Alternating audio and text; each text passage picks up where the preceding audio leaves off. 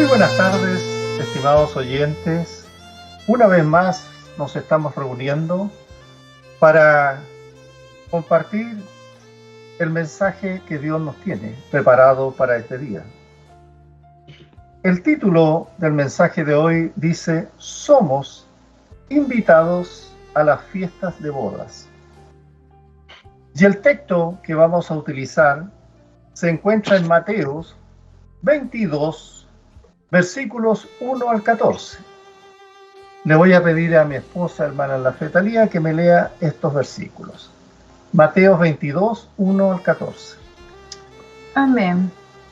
Respondiendo Jesús, les volvió a hablar en parábolas diciendo: el reino de los cielos es semejante a un rey que hizo fiestas de boda a su hijo, y envió a sus siervos a llamar a los convidados a las bodas, mas estos no quisieron venir.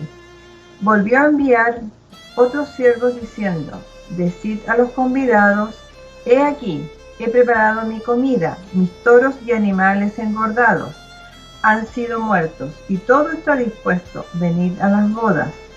Mas ellos, sin hacer caso, se fueron, uno a su labranza y otro a su negocio. Y otros, tomando a los siervos, los afrentaron y los mataron. Al oírlo el rey se enojó, y enviando sus ejércitos destruyó a aquellos homicidas y quemó su ciudad. Entonces dijo a sus siervos: las bodas a la verdad están preparadas, mas los que fueron convidados no eran dignos. Id, pues, a la salida de los caminos, y llamad a las bodas a cuanto halléis. Y saliendo los siervos por los caminos, juntaron a todos los que hallaron, juntamente malos y buenos, y las bodas fueron llenas de convidados. Y entró el rey para ver a los convidados, y vio allí a un hombre que no estaba vestido de boda, y le dijo: amigo, ¿cómo entraste aquí sin estar vestido de boda? Mas él enmudeció. Entonces el rey dijo a los que servían: atarle de pies y manos y echarle en las tinieblas de afuera. Allí será el lloro y el crujir de dientes, porque muchos son llamados y pocos escogidos. Amén. A modo de introducción, las parábolas del reino de los cielos nos muestran la trayectoria que sigue el reino después del rechazo que hizo Israel, hasta que el rey, es decir, Cristo, regrese para nuevamente establecer el reino de los cielos sobre la tierra. Es por eso que el Evangelio de Mateo es probablemente el Evangelio clave de la Biblia. Es como una puerta abierta al Antiguo Testamento y al Nuevo Testamento. En el capítulo, cierto, bien sabemos, de Mateo 13, por ejemplo, es una parte clave y muy importante del Evangelio de Mateo, pues nos entrega o nos da una comprensión mejor de la naturaleza del reino de los cielos, a diferencia de lo que podríamos encontrar en otros pasajes de la Biblia. Estamos solamente hablando en el contexto y en la introducción del tema. Las palabras de misterio son como se les llama. Tienen tres discursos principales en este Evangelio de Mateo, que son los siguientes. En el Evangelio de Mateo encontramos primero el Sermón del Monte, que se dirigía o estaba dirigiendo una mirada hacia el pasado. Era la ley para aquella tierra, de lo que estaba hablando ahí Jesús.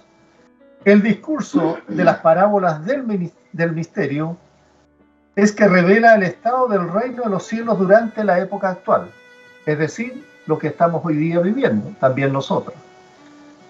Y finalmente tiene el discurso de los olivos, que es una mirada al futuro, es al regreso del Rey de Jesucristo y los eventos posteriores a ese periodo.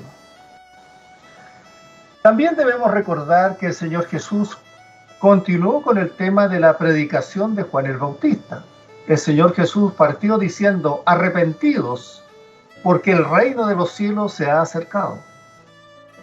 Y el Señor Jesús expuso la ley del reino, es decir, el sermón del monte. Después demostró que tenía el poder y la fuerza para poder llevar a la práctica esos principios. También envió después a sus discípulos para que predicasen su mensaje. Este mensaje que finalmente fue rechazado porque Israel rechazó a su rey, a su Mesías, Cristo. Surge entonces la pregunta sobre qué sucedería con el reino de los cielos. Es evidente que el Señor Jesús, en su primera venida, no iba a establecer el reino en esta tierra. Entonces, si nos preguntamos, ¿qué pasaría entonces con el reino durante el periodo comprendido entre los sufrimientos de Cristo y su posterior muerte y resurrección y la gloria venidera que ha de venir hacia adelante? Es el discurso de estas parábolas del misterio. Bien sabemos que misterio es algo escondido o secreto hasta que en cierto momento es revelado. Nuestro Señor explicó las condiciones existentes en la tierra durante este intervalo. De acuerdo a esta definición, la iglesia es un misterio, ya que no fue un tema revelado en el Antiguo Testamento. Fue revelado después de la muerte y resurrección de Cristo. De hecho, no podía haber iglesia hasta que Cristo muriese y resucitase. Bien lo podemos leer, ¿cierto?, en Efesios 5:25b, donde dice: así Cristo amó a la iglesia y se entregó a sí mismo por ella. Ahora, con estas parábolas entonces, en Mateo, nuestro Señor Jesús une la totalidad del periodo entre aquel rechazo que tuvo por parte de Israel y su futuro regreso a la tierra como rey para establecer su reino. En esta parábola de la fiesta de boda, Jesús les volvió a hablar en metáforas y les respondió a los principales sacerdotes y a los fariseos, de acuerdo con el conflicto verbal que el Señor Jesús estaba manteniendo con ellos. Esta parábola del banquete de boda es una de las principales parábolas que el Señor pronunció para nuestro tiempo, para el tiempo que hoy vivimos. Vamos a leer nuevamente los versículos 1 al 3 de Mateo 22. Respondiendo Jesús, les volvió a hablar en parábolas, diciendo: el reino de los cielos es semejante a un rey que hizo fiesta de bodas a su hijo, y envió a sus siervos a llamar a los convidados a la boda, mas estos no quisieron venir. El rey es el Padre, Dios. El Hijo es nuestro Señor Jesús. Los invitados son el pueblo judío, y los primeros siervos son los profetas hebreos. Así que esta parábola es análoga a las parábolas que encontramos en Mateo 13, aunque acá el énfasis recae sobre el cómo y el por qué comenzó esta época, en la cual también estamos viviendo hoy día nosotros, más que las del 13, es decir, en la conclusión del período. ¿Quiénes habían sido invitados a las bodas? Las ovejas perdidas de la nación de Israel, a quienes el Señor había enviado sus apóstoles. Y en los tiempos del Antiguo Testamento, a los mensajeros, ¿cierto?, habían sido ¿quiénes? Los profetas. Así que en esta parábola, un rey, dice, envió a sus siervos para llamar a los convidados a las bodas de su hijo. Bien sabemos que de acuerdo con las costumbres de aquel tiempo, las invitaciones para tales eventos se enviaban con mucha anticipación. Una vez listo el banquete, el anfitrión enviaba la noticia. Es más o menos un símil como nuestra costumbre de hacer una cita médica con tiempo y recibir un recordatorio un día antes. Los invitados, dice ahí en el versículo 3, no quisieron venir, no ofrecieron excusa. sino que simplemente rechazaron el honor de la invitación.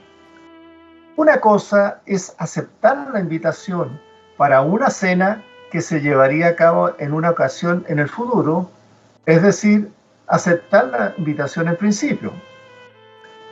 Tal aceptación no era un inconveniente para ellos, para esta gente invitada, de ninguna manera. Al contrario, era un honor ser invitado. Pero era completamente diferente en este momento, pues iba a ser necesario dejar de hacer lo que estaban haciendo los invitados. Y además iban a tener que cambiarse de ropa para ir al banquete. Y esto ellos, los invitados, lo veían como una incomodidad. De igual manera, la llamada de Cristo a nosotros puede ser un inconveniente. Porque muchos de nosotros, ¿cierto?, al igual que los invitados de la parábola, que eran los judíos, encontramos fácil aceptar a Cristo en un principio, el día de hoy. Pero, también como ellos, encontramos menos fácil aceptar los detalles específicos de esa llamada. Como ser, por ejemplo, cuando Cristo nos llama a servir en el comité de administración de la iglesia. Ya nos complicamos. Cuando alguien o el pastor o un anciano nos dice, hermano, he pensado en usted que pueda integrar cierto comité de servicio, nos falta una persona. Ahí empezamos con excusas. No, es que no tengo tiempo, tengo mucho trabajo, no puedo, etc. O si nos habla para que podamos enseñar en la escuela dominical. No, es que, ¿sabes? Estoy muy ocupado, tengo que viajar, tengo que hacer esto. ¿Sí? Empezamos a dar excusas. O bien cuando nos dice que tenemos la palabra que abstenernos sexualmente hasta el matrimonio, por ejemplo. O bien se nos indica, oiga, invite a su compañero o compañera de trabajo a la iglesia. Hágale una invitación, que venga a escucharnos. No, es que siempre estamos dando excusas. O cuando se nos dice hay que dar el diezmo, también empezamos a dar excusas. Es decir, en el lugar, el que es conductor de vehículo, en el lugar donde la llanta toca el asfalto, puede ser bastante áspero. Pasa a ser así, el roce. Es doloroso entonces reconocer que con frecuencia somos tentados a reservar nuestro discipulado para las partes de la vida espiritual que no requieren cambiar nuestras costumbres o hábitos, que no nos requieren esfuerzo de tener que salir fuera de nuestro círculo, de la comodidad que tenemos. Ahora, ¿qué nos dicen los versículos 4 al 6? Volvió a enviar a otro siervo, dice, diciendo, decid a los convidados, he aquí, he preparado mi comida, mis toros y animales engordados han sido muertos, y todo está dispuesto, venir a la boda. Mas ellos, sin hacer caso, se fueron, uno a su labranza y otro a sus negocios, y otros tomando a los siervos, los afrentaron y los mataron. Así que el rey, que es Dios, ¿cierto?, volvió a enviar a otros siervos. Este segundo grupo de siervos son los misioneros cristianos, que suplicaron a los invitados con las mejores palabras para que asistieran al banquete, en el versículo 4. A estas alturas, como es típico con las alegorías, la distancia entre la historia y la vida real se hace más grande. El rey, ¿cierto?, en la vida real, un rey en este mundo no trataría de persuadir a nadie para asistir a su banquete, sino que castigaría a quienes se rehúsan a ir. La razón para esta distancia entre la historia y la vida real es simple. Servimos a un Dios cuya gracia va más allá de nuestra experiencia ordinaria. Y en el versículo 5, en esta ocasión los invitados fueron a sus tareas cotidianas, dice. Uno a su labranza y otro a sus negocios. Las cosas que a ellos lo alejaban no eran malas, eran buenas lo que iban a hacer. El problema no era una borrachera o andar con rameras, sino que las vocaciones a las que Dios les había llamado. La tentación a dar excusas frecuentemente viene vestida muy honestamente. Tenemos que trabajar, tenemos que hacer mandados, cuidar a los niños, tenemos que limpiar la casa, cocinar, lavar los platos, pagar las cuentas, cortar la hierba, reparar una gotera. Entonces decimos, no tenemos espacio para Dios en nuestra lista de quehaceres. Quizás tengamos más adelante algún tiempo para Dios, después que hayamos terminado de reparar, por ejemplo, la gotera. Tal vez ahí tenga un espacio para Dios, al final de las actividades que tenemos que realizar cada día. O bien veremos la ocasión cuando tengamos tiempo, un estado ideal que solamente algunas personas privilegiadas no tienen, el tiempo sobrante en la vida. Y esta fue la respuesta de Israel. Su rechazo a la invitación de Dios. Mataron a sus mensajeros, maltrataron y mataban a los siervos, que eran los profetas judíos y los evangelistas cristianos, incluyendo mataron al mismo Señor Jesucristo. Versículo 7. Al oírlo el rey se enojó y enviando sus ejércitos destruyó a aquellos homicidas y quemó su ciudad. Los invitados, dice, maltrataron y mataron a los siervos del rey, por los que el rey manda a sus tropas a matar a los ofensores y a quemar su ciudad. Sin duda que estas palabras se referían a la destrucción de Jerusalén por parte del general romano Tito en el año 70 de nuestra era. La ciudad fue incendiada, Jerusalén fue quemada. Mateo estaba escribiendo esto después de la destrucción de Jerusalén y deja claro que esta destrucción es el juicio de Dios sobre el pueblo que había rechazado la invitación al banquete de bodas, el banquete mesiánico. La figura de Dios castiga a los beneficiarios originales y transfiere el beneficio, es decir, la viña y el banquete. Esta es obviamente más que una historia sobre un rey y un banquete. Es la historia de las buenas nuevas de salvación que Dios hace llegar a través de sus profetas y evangelistas cristianos, salvación que algunos rechazan y otros aceptan. En los versículos 8 al 10, vamos a leer, dice lo siguiente. Entonces dijo a sus siervos, las bodas a la verdad están preparadas, mas los que fueron convidados no eran dignos. Id pues a la salida de los caminos, y llamad a las bodas a cuantos halléis. Id pues a la salida de los caminos. Y saliendo los siervos por los caminos, juntaron a todos los que hallaron, juntamente malos y buenos, y las bodas fueron llenas de convidados. Aquí se proclama como indignos a los invitados originales, que había sido el pueblo judío. El rey envió un tercer grupo de siervos para que llamaran a las bodas a cuantos hallaran. Los siervos se juntaron y juntaron todos los que hallaron, tanto buenos y malos, y las bodas fueron llenas de convidados, tal como dice en el versículo 10. Los malos y buenos reflejan a la iglesia del tiempo de Mateo, que estaban luchando con el problema de cristianos que habían fallado en su vida individual, para luego exhibir la evidencia de la relación con Cristo. El problema de los pecadores en la iglesia también se refleja en este Evangelio de Mateo, en las parábolas, por ejemplo, de la cizaña y la parábola de la red. La preocupación de Mateo por las vidas cristianas fieles también se refleja en las palabras que él recogió de Jesús. Por ejemplo, en Mateo 5:20, ¿por qué os digo que si vuestra justicia no fuere mayor que la de los escribas y de los fariseos, no entraréis en el reino de los cielos? En 7:21 de Mateo, no todo el que me dice Señor, Señor, entrará en el reino de los cielos, mas el que hiciere la voluntad de mi Padre, que está en los cielos.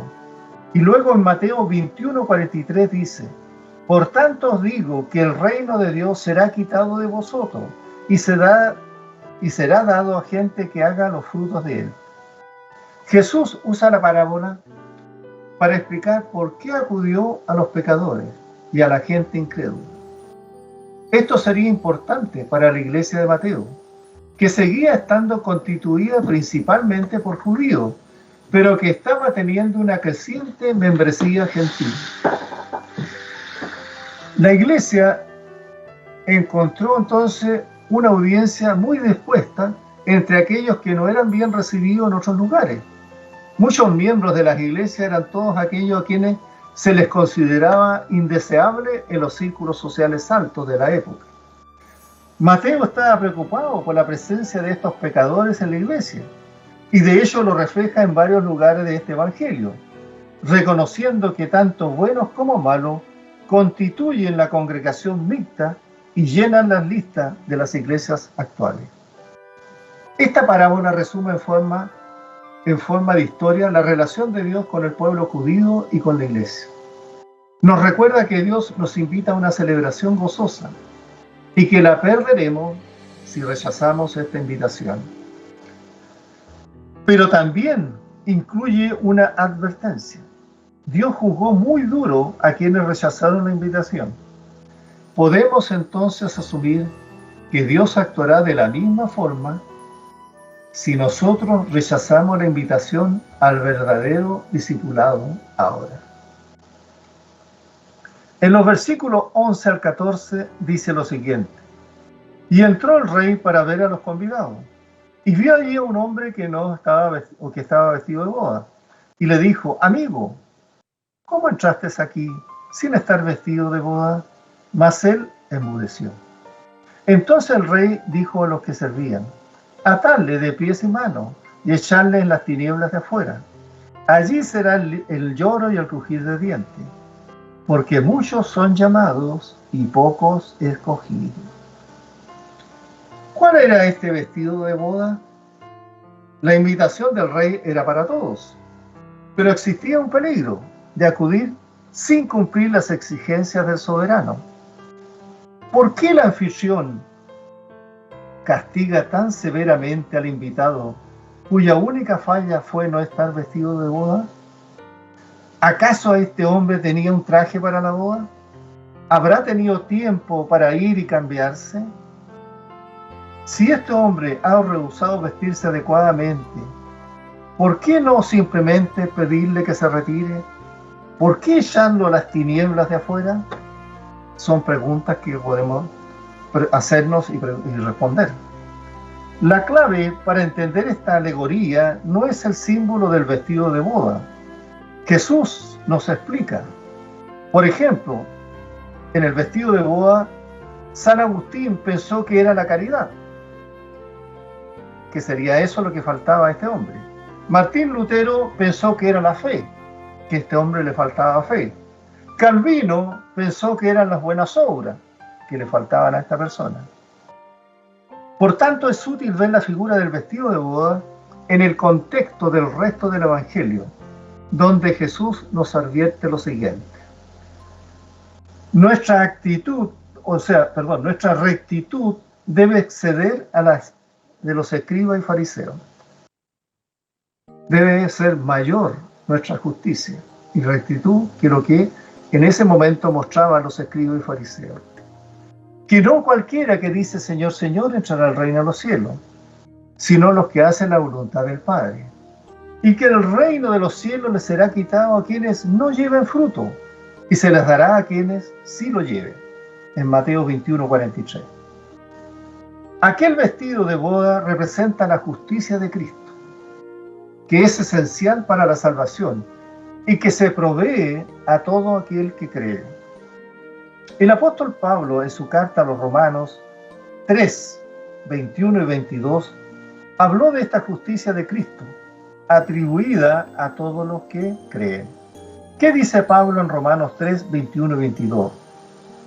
Pero ahora, aparte de la ley, se ha manifestado la justicia de Dios testificada por la ley y por los profetas.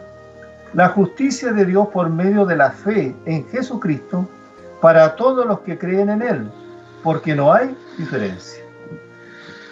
Y esta justicia de Dios también debe ir acompañada y debe ser demostrada por nosotros a través de la santificación, que es el crecimiento en la santidad por el poder del Espíritu Santo, y es también la rectitud en nuestra vida durante el discipulado en este tiempo.